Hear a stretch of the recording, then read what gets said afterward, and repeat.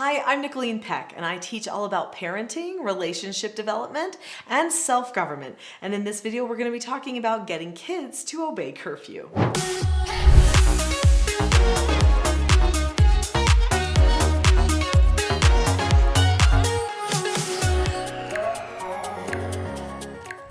In this video, we'll be talking about how to set things up so your child understands curfew and wants to follow it, and then what to do follow-up wise if you do happen to have a curfew problem.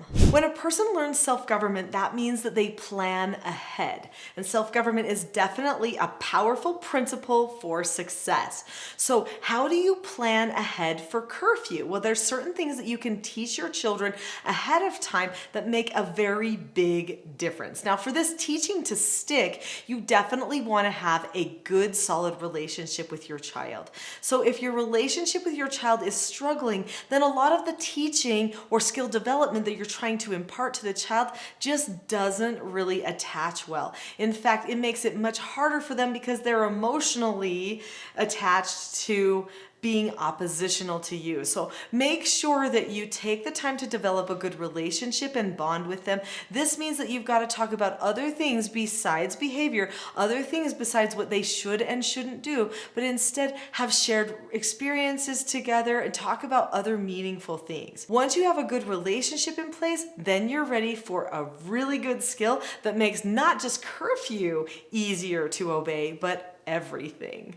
So what is this magic skill? The skill is called following instructions. In the Teaching Self-Government Parenting course, we teach 4 basic skills to children. They are following instructions, accepting no answers and criticism, accepting consequences, and disagreeing appropriately. That first skill, following instructions, is vital for obeying curfew. In fact, for obeying any instruction that a parent gives. So you're going to want to make sure that your child understands following instructions, not just related to curfew, but related to anything, doing chores or helping cook a meal, maybe running an errand for you, whatever it happens to be. What type of steps do you need to keep in mind? There are 5 of them. You look at the person, keep a calm face, voice, and body, say okay or ask to disagree appropriately, do the task immediately, and then check back. So remember that one that said say okay or disagree appropriately? Disagreeing appropriately is also going to be a very useful skill for helping children learn to obey curfew. And did you notice that one that was accepting consequences? If you need to correct a problem, remember they'll need to also be able to accept consequences. And wait, what if you tell them, no, you can't stay out extra late tonight?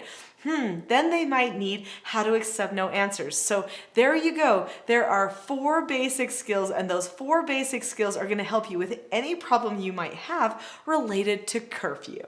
We're going to talk about how to teach these skills and how to fix things when they don't obey the curfew. But before we get to that, click that subscribe button. There's so much on this channel about self-government and that will help your family and yourself. You're not going to want to miss it. And don't forget to click that notification bell too, so that when I have a new video that comes out, you don't miss it.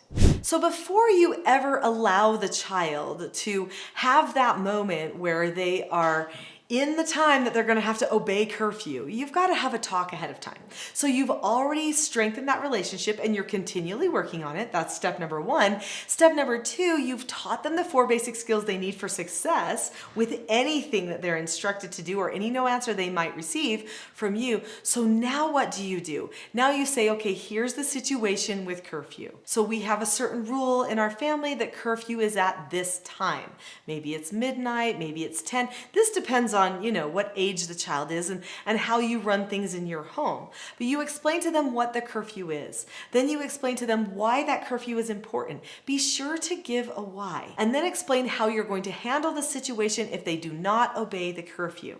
So in our family, if a person does not follow an instruction, then they are choosing to earn an extra chore. But maybe you've decided curfew is so important that it's such a safety issue that a person gets in the house by a certain time of night, that maybe there's going to be even a special negative consequence that's not an extra chore. So maybe it would even be something bigger. You would have to explain what that is to the child right then. Because if you don't, and you just start pulling phones away or limiting things that they can do as soon as they miss the curfew the first time, then you've actually started a power struggle with them.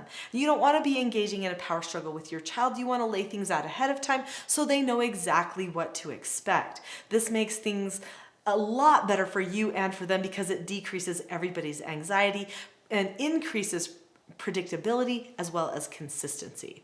But what do you do if you've set it all up and you've explained this is how we'll handle it? These are the positives if you obey curfew. These are the negatives if you don't obey curfew. And then they don't obey curfew. Something happens. Now, hopefully they do like my children and they call me or they text me and they say, hey mom, can I disagree appropriately about curfew? And then I'll say, sure. And they'll say, I know I'm supposed to be home by midnight, but I have to take a couple of other people home first. It could take me a few more minutes. I might not be able to be there until about quarter after. Is that okay with you? Well, guess what I'm going to do is I'm going to say yes, because they're using a great self-government skill called disagreeing appropriately. But if I did say no, they would tell their friends, I'm so sorry, you're going to have to get somebody else to take you home. I've got to go. And that's what they would do because they would honor that. But they know that I'm a reasonable person. I'm not just some crazy tyrant or dictator. I want them to problem solve and to learn those skills, which means I'm definitely going to hear a disagree appropriately. But let's say they didn't do that. They didn't call, they didn't text. I'm reaching out to them and they're not there.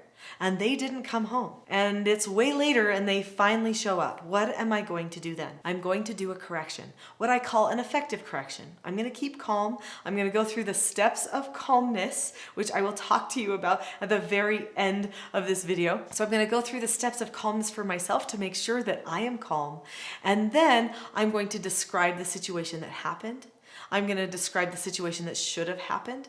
I'm going to describe what reason they need to remember for why it needs to happen the right way. So I'm going to give them a rationale. Then I'm going to tell them what they earned. And remember, I already set this up ahead of time. So if they earned an extra chore, then it's an extra chore. But if they earned to not be able to go out with friends for a little while, then that's what they earned. You know, whatever it happens to be that you choose for your child as far as the negative consequence goes. But be sure that it's reasonable, okay, as well. I'm also going to make sure I ask questions and make sure I understand if something happened that they haven't told me about yet so that I can understand fully why they didn't make it home in time. But I'm not going to get emotional. I'm going to be calm, and then I'm going to help them follow through with their negative consequence. Be consistent, but be loving and hopeful all at the same time.